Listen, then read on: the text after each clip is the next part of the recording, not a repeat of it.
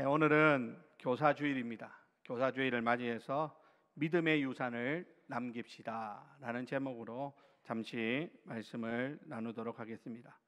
오늘 우리가 읽은 이 말씀은 이스라엘 백성들에게 어떻게 자녀들을 신앙으로 양육해야 하는지에 대한 하나님의 명령을 담고 있는 아주 중요한 말씀입니다.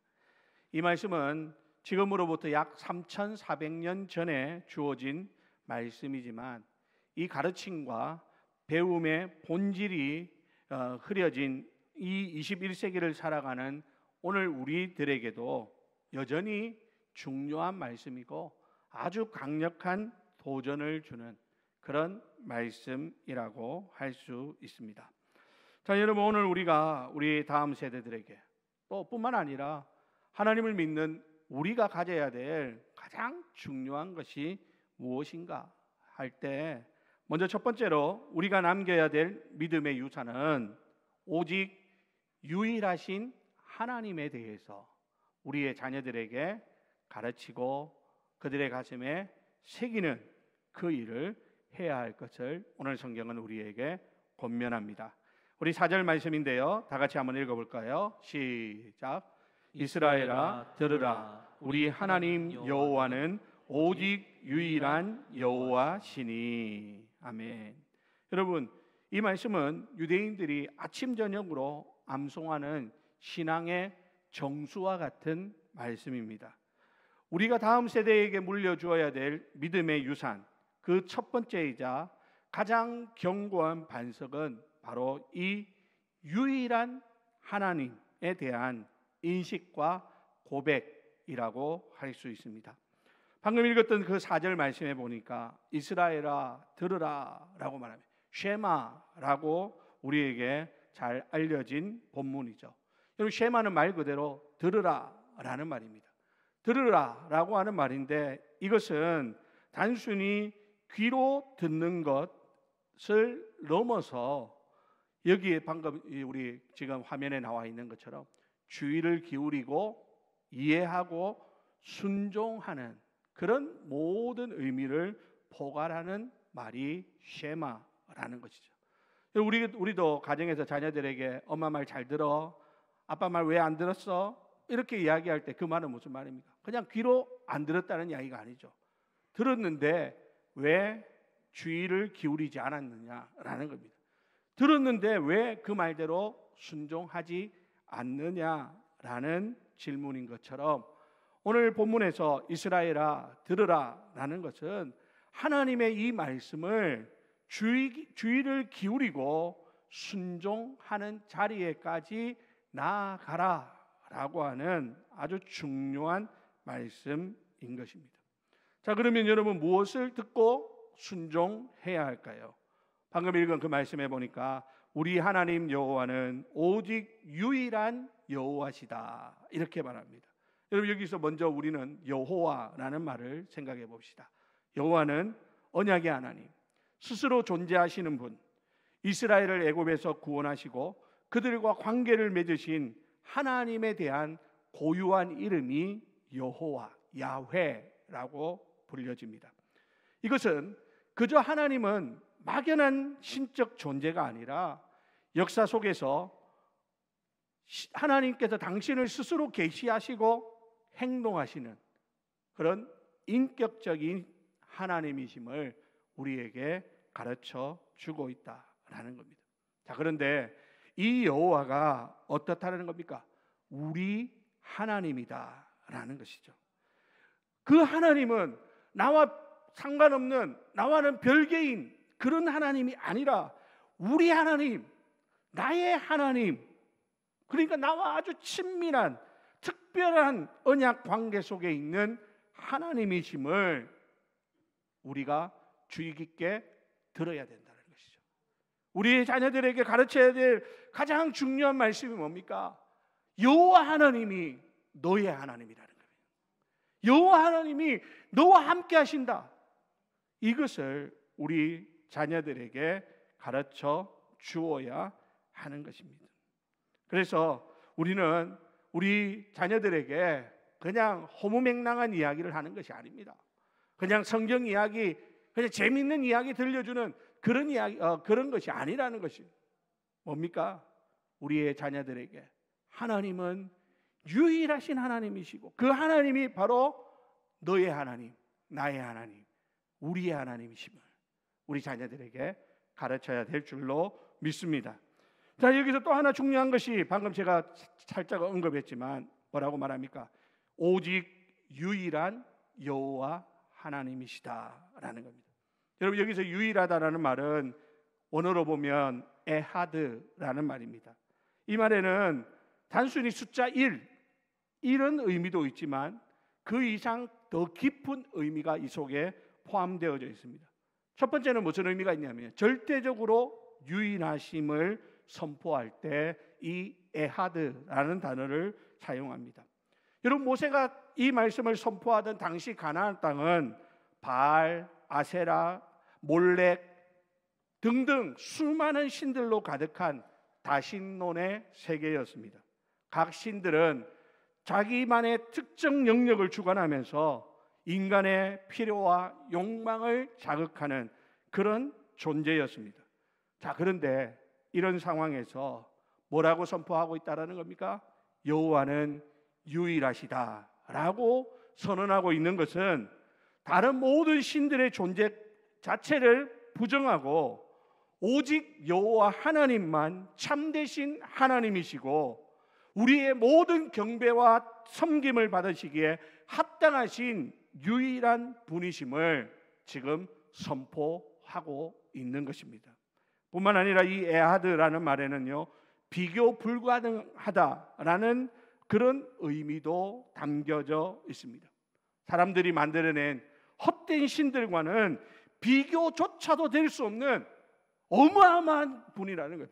온 우주 만물 가운데 충만하신 분, 우주 만물을 말씀으로 창조하신 분, 지금도 살아계시는 분, 영원부터 영원까지 존재하시는 그 하나님, 그 하나님이 절대적인 주권과 영광을 가지신다라는 의미가 바로 유일한 하나님, 에하드 여호와라는 말 속에 담겨져 있다라는 것이죠. 뿐만 아닙니다. 이 에하드는요, 어떤 의미가 있냐면 단일성을 암시하는 의미들 갖고 있습니다. 무슨 말입니까? 하나님은 서로 분열되지 않는다는 겁니다. 하나님은 서로 모순되지 않는다라는 것입니다. 하나님의 속성과 성품은 완벽한 조화와 일치를 이루시는 분이시다라는 겁니다. 성부 하나님과 성자 하나님 그리고 성령 하나님이 서로 다른 하나님이 아니라 한 하나님으로 모든 것이 일치되어지고 모든 일을 조화롭게 이루어 가시는 하나님이시다. 그래서 그 하나님이 오직 유일한 여호와다라고 말씀합니다. 오늘 우리 시대는 고대처럼 돌이나 나무로 만든 우상은 줄었을지 몰라도 우리 마음속에는 여전히 수많은 우상들이 존재합니다. 물질주의라는 이름 하에 만몬, 즉 돈신을 섬기고 있습니다. 성공과 명예를 향한 끝없는 야망의 신을 품고 살아갑니다. 자기의 쾌락을 추구하는 자기 중심적인 그런 욕망을 자극하는 그런 신들이 우리 마음속에 자리 잡고 있습니다. 심지어는 특정한 정치 이념이나 과학적 사고방식조차도 절대적인 진리인 것처럼 여기면서 하나님 자리를 넘보는 이런 시대를 우리가 살고 있는 것입니다. 이런 현대판 다신론의 이런 세계 속에서 우리 자녀들에게 그리고 오늘 이 자리에 있는 우리가 가르치고 기억해야 되는 것은 무엇입니까? 오직 유일하신 하나님이라는 것입니다. 우리의 자녀들에게, 우리의 다음 세대들에게 그리고 이것을 가르치는 우리의 마음속에 하나님만이 오직 유일하신 여호와 하나님이시다 라고 하는 것을 가르쳐 줄 때 우리 자녀들의 인생의 삶의 기준이 정해지는 거예요. 삶의 방향이 올바르게 세워질 수 있다라는 것입니다. 세상의 어떤 가치도 어떤 인간적인 매력도 어떤 시대 정신도 하나님보다 우선될 수 없다라고 하는 분명한 신앙 고백을 우리의 다음 세대들에게 깊이 새겨 주어야 할 것이, 이것이 바로 우리가 물려줘야 될 믿음의 유산의 핵심이다 라고 할 수 있는 것이죠. 사랑하는 우리 성도 여러분, 그러려면 우리가 먼저 이 유일하신 하나님을 우리의 삶의 주인으로 분명히 모셔야 합니다. 이것을 가르치는 교사가 하나님에 대해서 하나님이 내 인생의 주인이시라고 하는 확고한 그런 신념이 없으면 아이들에게 무엇을 가르치겠습니까? 하나님도 좋고 부처도 좋고 알라도 좋고 뭐 다른 거 다 좋은데 나는 하나님이 좀 맞더라. 너희들도 너한테 맞는 거 잘 찾아보는데 내가 볼 때는 하나님이 조금 더 좋은 것 같더라. 이렇게 가르쳐가지고 그 아이들에게 오직 유일하신 하나님 여호와가 새겨질 수 있겠느냐는 거예요. 그러므로 여러분, 우리 부모인 우리도 마찬가지입니다. 다른 것은 다 양보하지만 오직 여호와 하나님에 대한 것만은 우리가 목숨같이 지킬 수 있을 때 우리 자녀들이 하나님이라고 하는 이 존재가 이만큼 우리 부모를 꽉 붙들고 있는 가장 중요한 존재이시구나 하는 것을 그들이 알 수 있게 된다라는 사실입니다. 그러므로 사랑하는 우리 성도 여러분, 오늘 우리 스스로에게 먼저 질문해 봅시다. 하나님은 정말 나에게 오직 유일하신 하나님이십니까? 하나님은 나에게 오직 유일하신 여호와 하나님이시님이 우리에게 확실하게 고백될 수 있기를 주님의 이름으로 간절히 부탁을 드립니다. 자, 그러면 여러분, 믿음의 유산을 남기는 사람들이 어떤 자세를 가져야 되는가라는 것이죠. 오늘 본문에 보니까 마음을 다하고 뜻을 다하고 힘을 다하여 하나님 여호와를 사랑하라 이렇게 말씀합니다. 무슨 말입니까? 전인격적으로 하나님을 사랑할 것을 말씀하고 있다라는 것입니다. 여러분, 믿음의 유산을 남기고자 하는 모든 이들이 가져야 될 근본적인 자세, 신앙의 핵심적인 반응은 뭡니까? 하나님을 사랑하는데 그냥 입으로 떠들어대는 사랑이 아니라는 거예요. 머리로만 알고 있는 그런 사랑이 아니라는 것입니다. 자, 여러분, 여기서 사랑하라 라는 것은 단순히 감정적으로 설레는 것, 좋아하는 마음, 이런 그 정도가 아닙니다. 그것을 훨씬 넘는 의미입니다. 이것은 의지적인 결단이 요구되고 변함없는 충성이 뒤따라야 하고 구체적인 행동으로 나타나는 그런 헌신이 여기에 포함되어져 있더라라고 하는 것입니다. 자, 그래서 그러면 어떻게 사랑하라고요? 모세는 세 가지 측면으로 말씀합니다. 첫 번째, 마음을 다해서 사랑하라라는 것이죠. 여러분, 이 마음은요, 단순히 우리가 감정을 느끼는 그런 우리 요 안에 있는 무언가, 그게 아니랍니다. 이것은 우리 인간 내면의 중심으로서 우리의 지성과 우리의 감정과 그리고 우리의 의지를 모두 다 포괄하는 자리가 바로 우리 마음인 것입니다. 따라서 마음을 다하여 하나님을 사랑하라라는 것은 우리의 모든 생각과 지혜를 동원하여 하나님을 알아가고 우리의 모든 감정을 하나님 안에서 기쁨과 감사로 표현하고 우리의 의지를 꺾어 하나님의 뜻에 순종하는 것, 이것이 하나님을 사랑하는 것이다 라는 것입니다. 두 번째로 여러분, 어떻게 사랑하라고 이야기합니까? 뜻을 다하여 사랑하라 라고 말합니다. 여러분, 이 뜻도 마찬가지입니다. 여러분, 이것은 우리가 살아있는 존재 그 자체, 우리의 목숨, 심지어는 우리의 인격 전체를 가리키는 말이 뜻이라는 것입니다. 그러므로 뜻을 다해 하나님을 사랑하라라는 것은 우리의 생명 전체를 걸고 우리의 가장 깊은 마음 안에 있는 욕구와 갈망까지도 하나님께 복종시키고 우리의 존재의 이유와 목적을 하나님 안에서 찾는 것, 필요하다면 목숨까지도 내어놓을 수 있는 헌신적인 사랑이 바로 뜻을 다하여 사랑하는 것입니다. 여기에서 끝나지 않죠. 한 걸음 더 나아갑니다. 뭐라고 말합니까? 힘을 다하여 사랑하라 이렇게 말합니다. 힘을 다하여, 이것은 우리 육체적인 힘뿐만 아니라 우리가 가지고 있는 재능과 기술, 우리가 가지고 있는 시간과 물질, 우리가 가지고 있는 사회적인 영향력, 그러니까 우리가 동원할 수 있는 모든 것을 다해서 하나님을 사랑하고 섬기라라는 의미다. 이렇게 볼 수 있죠. 그러니까 여러분, 마음과 뜻과 힘을 다해 사랑하라라는 것은 우리 삶의 존재와 모든 영역, 즉 우리 내면, 그리고 우리의 생명, 그리고 우리가 소유하고 있는 모든 것을 남김없이 하나님께 드리는 전인격적이고 총체적인 헌신을 요구하는 말이다라는 것입니다. 만일 우리가 하나님을 이렇게 사랑하지 않는다면 여러분, 우리 자녀들에게 어떤 하나님의 말씀이 그들의 가슴에 평생에 기억되는 말씀으로 새겨질 수 있겠느냐라는 것입니다. 그냥 지식 전달은 할 수 있어요. 그냥 재미있는 성경 이야기 들려줄 수 있습니다. 하지만 그것은요, 시간 지나면 다 잊혀지는 것입니다. 그냥 옛날에 내가 들은 이야기가 있더라, 이 정도로 끝나버리는 것이죠. 그게 아니라 그때 들었던 그 말씀이 힘들고 어려울 때마다 생각나야 되는 거예요.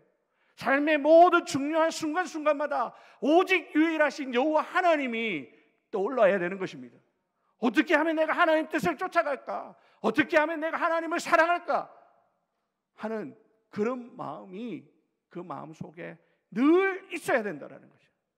그것을 위해서 우리가 그 아이들에게 이 하나님을 가르치고 새기는 그 역할을 감당해야 하는 것입니다. 사랑하는 우리 성도 여러분, 일선에서 수고하는 우리 교사들, 이런 일을 하고 있는 거예요. 얼마나 힘듭니까? 얼마나 어렵습니까? 우리 교육자들, 이런 아이들을 데려다 놓고 하나님 말씀을 심어주는 것 너무나도 힘듭니다. 제가 주일학교 사역할 때, 그러니까 지금부터 하면 한 30년 전에 제가 전도사 사역했는데요, 그때 생각해 보면 그래도 그때는 아이들이 순진했어요.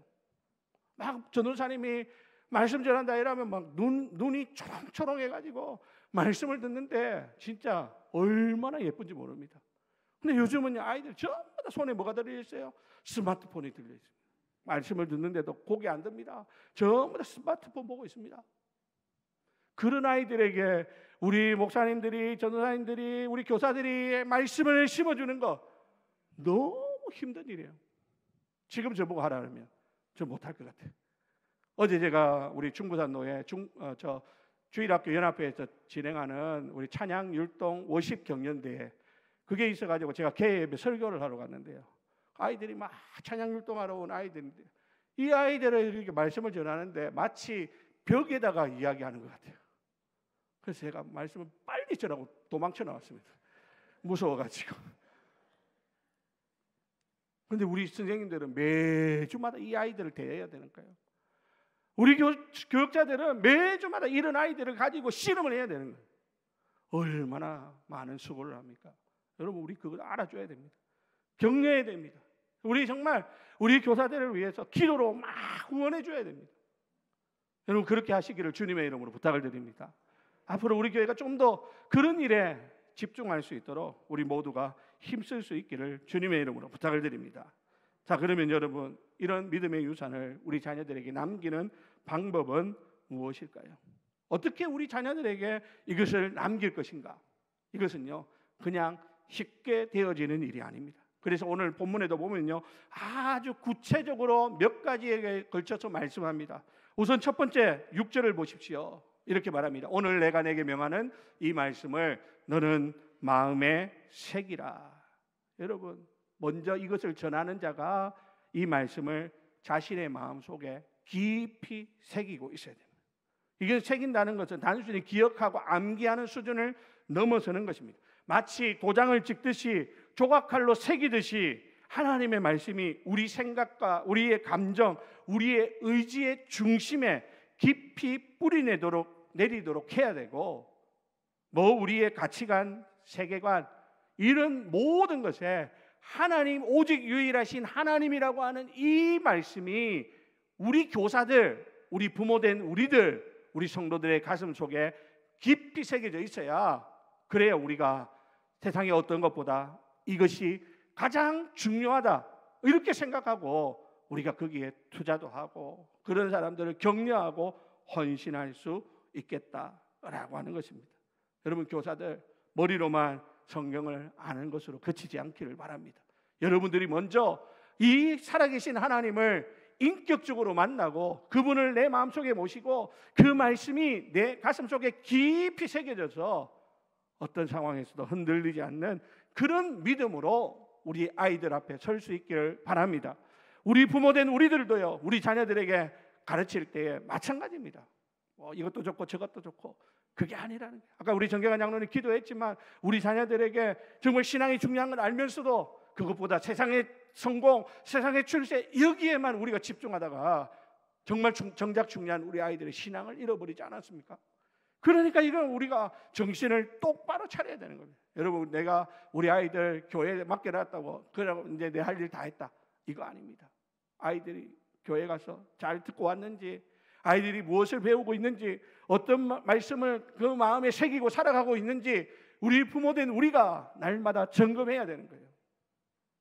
두 번째는요, 뭐라고 말합니까? 내 자녀에게 부지런히 가르치라 라고 말합니다. 부지런히 가르치라. 한두 번 가르치는 것으로는 부족하다라는 말이죠. 마치 농부가 밭을 갈고 씨를 뿌리듯이, 혹은 대장장이가 쇠를 달구고 두드려서 날카로운 검을 만들듯이 끈기와 인내를 가지고 반복적으로, 집중적으로, 그리고 효과적으로 가르쳐야 하는 것입니다. 신앙교육은 단기적인 프로그램이 아닙니다. 일회성 행사, 이벤트가 아닙니다. 평생에 걸쳐서 지속되어져야 하는 아주 중요한 것입니다. 아이들의 그 마음 속에 이 말씀이 새겨질 수 있도록 부지런히 가르치는 것, 그게 우리 교사들이 하는 일이고, 그게 부모된 우리 세대가 해야 될 일이고, 그리고 이것을 우리 교회가 함께 관심을 가져야 되겠다라고 하는 사실입니다. 뿐만 아닙니다. 세 번째는요, 뭐라고 말합니까? 7절 하반절, 우리 빨간색으로 되어 있는 거 다 같이 읽어봅시다. 시작. 집에 앉았을 때든지 길을 갈 때든지 누워 있을 때든지 일어날 때든지 이 말씀을 강론할 것이며. 아멘. 자, 보십시오. 여기 보니까 신앙교육이 이루어져야 할 시간과 장소에 대해서 아주 놀라운 통찰력을 제공합니다. 여러분, 이것은 삶의 모든 순간, 모든 장소가 신앙교육의 현장이 되어져야 한다라는 것입니다. 정해진 주일학교 시간이나 가정에서 예배드리는 시간, 밥 먹을 때 기도하는 시간, 그것만이 아니라는 거죠. 가족들이 함께 모여서 앉아 대화할 때도, 길을 함께 걸으면서 주변의 자연과 사물을 바라볼 때도, 잠자리에 들기 전에 하루를 돌아볼 때도, 아침에 일어나 새로운 날을 시작할 때도, 그 모든 일상 속에서 하나님 말씀을 자연스럽게 나누고 그 의미를 되새길 수 있도록 해야 된다는 겁니다. 근데 여러분, 우리 지난 5월 첫째 주 전 세대 통합 예배 드릴 때 보셨잖아요. 우리 교회 아이들 중에 90%가 안 믿는 집에서 나오는 아이들입니다. 어떻게 합니까? 우리 선생님들이 일주일에 하루 1시간 만나가지고 말씀 전하는 것이 전부입니다. 그러다 보니까 이 아이들에게 이 말씀이 스며들기가 너무나 힘들다는 거예요. 그래서 교사들은 더 노력해야 됩니다. 매일마다 큐티를 해가지고 말씀 물자를 보내든지, 아니면 기도문을 적어가지고 이 아이를 위해서 기도문을 보내든지, 전화로 아이들의 목소리를 들으면서 오늘 하루 무슨 일이 있었는지 확인하고 하나님을 기억하고 살았는지 점검해야 됩니다.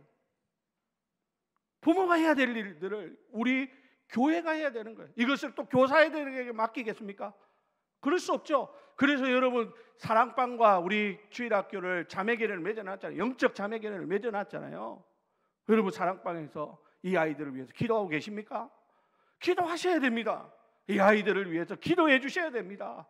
정말 이 아이들 영적인 부모가 없는 그런 아이들인데 우리가 정말 안타까운 마음으로 그들을 위해서 기도해 주시기를 주님의 이름으로 부탁을 드립니다. 자, 여러분뿐만 아닙니다. 오늘 8절에 보니까 이렇게 말하죠. 너는 또 그것을 내 손목에 메어 기호를 삼으며 또 내 미간에 붙여 표로 삼으라 라고 말입니다. 여러분, 이 말씀은 하나님의 말씀을 항상 기억하고 삶의 기준으로 삼기 위한 시각적이고 실천적인 장치를 의미하는 것입니다. 간혹 우리 성도들 신방 가보면요, 집에 딱 들어가는 입구에 말씀을 다 이렇게 적어놓은 그런 가정들이 있어요. 냉장고에 벽에 말씀을 적어놓고 이렇게 아이들이 쉽게 이 말씀을 접할 수 있도록 해주시는 그러한 모습들을 봅니다. 좋은 것이죠. 그렇게 해야 됩니다. 오늘 성경은 손목에 메어라, 미간에 붙여라 이렇게 말씀합니다. 실제로 유대인들은요, 이 말씀을 문자적으로 적용해가지고 테필린이라는 작은 상자에 성경 구절을 넣어서 손목과 이마에 착용하는 그런 전통을 발전시켰다라고 합니다. 오늘 우리는요, 하나님의 말씀을 늘 가까이 두고 이것을 묵상하는 그런 습관을 가져야 돼요. 그래서 우리 교회가 큐티를 하자는 거예요. 큐티를 적어도 하루를 시작하면서 아니면 하루에 중요한 시간을 빼서 그 말씀을 읽고 묵상하면서 오늘 내게 주시는 하나님의 말씀이 무엇인가를 찾아야 되는 거예요. 그게 우리의 삶의 지침이 되니까. 여러분들 연세가 드셔도 큐티 하셔야 돼요. 큐티 말이 어려워서 큐티지, 그냥 성경 읽고 그 속에서 오늘 내게 하나님께서 깨닫게 해주시는 거 찾고 그거 가지고 기도하는 겁니다. 이거 안 하면 우리가 어떻게 이 말씀이 우리부터 내 삶의 가장 중심에 자리 잡도록 할 수 있겠느냐라는 것입니다. 뿐만 아닙니다. 다섯 번째는요, 9절에 보니까 이렇게 말합니다. 또 내 집 문설주와 바깥문에 기록할지니라 이렇게 말해요. 집 문설주와 바깥문, 개인적인 공간인 가정과 더 나아가서 공적인 영역으로 나아가는 통로를 상징하는 말입니다. 이것은 하나님 말씀이 사적인 우리 가정에서 뿐만 아니라 우리가 관계를 맺고 있는 사회 공적인 영역에서도 중심 원리가 되고 다스리는 그런 기준이 되어야 한다라는 말입니다. 이건 역시 유대인들은 문자적으로 적용해 가지고 오늘 우리가 읽었던 본문 쉐마 본문 신명기 6장 4절부터 9절 이 말씀을 적은 그 양피지를 문설주에다가 붙이는 매주자 전통이라고 하는 것을 지금도 지켜오고 있다고 합니다. 사랑하는 성도 여러분, 오늘 우리 가정의 중심은 무엇입니까? 아버지가 원하는 대로 가정이 움직입니까?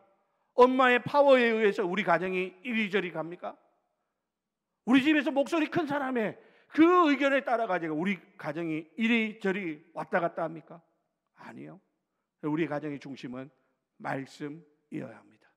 하나님의 말씀이 우리 가정의 기준을 딱 잡고 있어야 절대 흔들리지 않는 그런 가정으로 세워질 수 있다라는 것입니다. 이것을 위하여 수고하는 우리 교사들 여러분 격려해 주시고 기도해 주시기 바랍니다.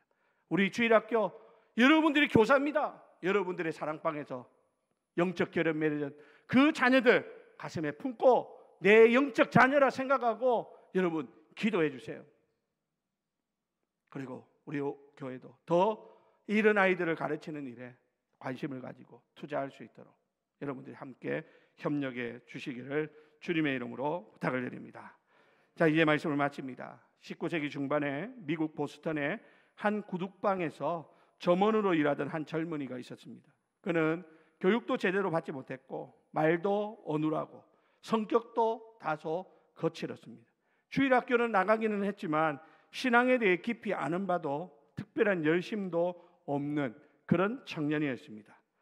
그런데 그의 주일학교 교사였던 에드워드 킴볼이라고 하는 선생님이 이 무뚝뚝하고 별 볼 일 없어 보이는 이 청년에게 특별한 관심을 가졌습니다. 킴볼 선생님은 오늘 본문 말씀처럼 자신이 믿는 하나님과 그 사랑을 이 젊은이에게 전해주고 싶다라는 열망을 품었습니다. 그래서 어느 토요일 날 킴볼 선생님은 용기를 내어서 이 청년이 일하는 구두방으로 찾아갑니다. 어색한 분위기 속에서 더듬더듬거리면서 예수 그리스도의 사랑과 구원의 복음을 전했습니다. 그런데 킴볼 선생님은 그날 자신이 얼마나 서투르고 부족하게 복음을 전했던지 평생 그날을 아쉬워했다고 합니다. 아마 내가 오늘 이 청년을 찾아가가지고 이 이야기를 했는데 아무런 감동도 주지 못했을 것이다, 이러면서 스스로를 자책한 것이죠. 자, 그런데 여러분, 그날 그 구두방 창고 한 구석에서 킴볼 선생님이 서툴지만 진심을 담아 전한 그 말씀이 이 청년의 마음에 떨어졌습니다. 그리고 뿌리를 내렸습니다. 결국 이 청년은요, 나중에 그 말씀을 가지고 그의 삶을 송두리째 변화시키는 계기를 얻게 됩니다. 이 사람이 누구냐? 바로 우리가 잘 아는 D.L. 무디라는 사람입니다.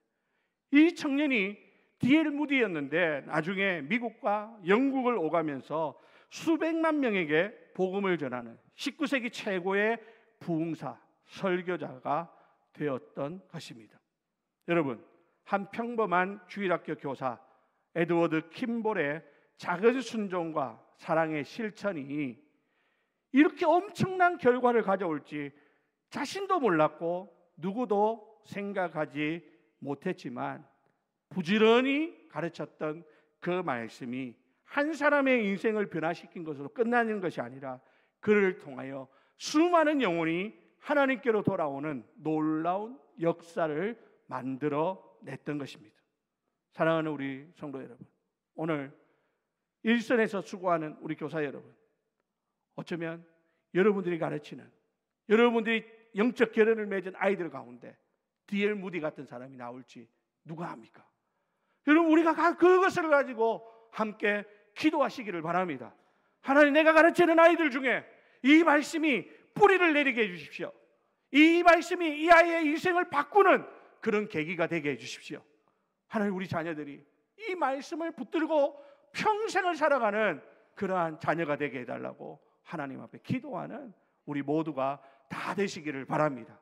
그래야 해서 우리 이 줄에 이 사상, 이 작은 곳에서 놀라운 하나님의 사람이 일어나는 그런 기적을 경험하는 그런 은혜가 있기를 예수님의 이름으로 간절히 축원드립니다.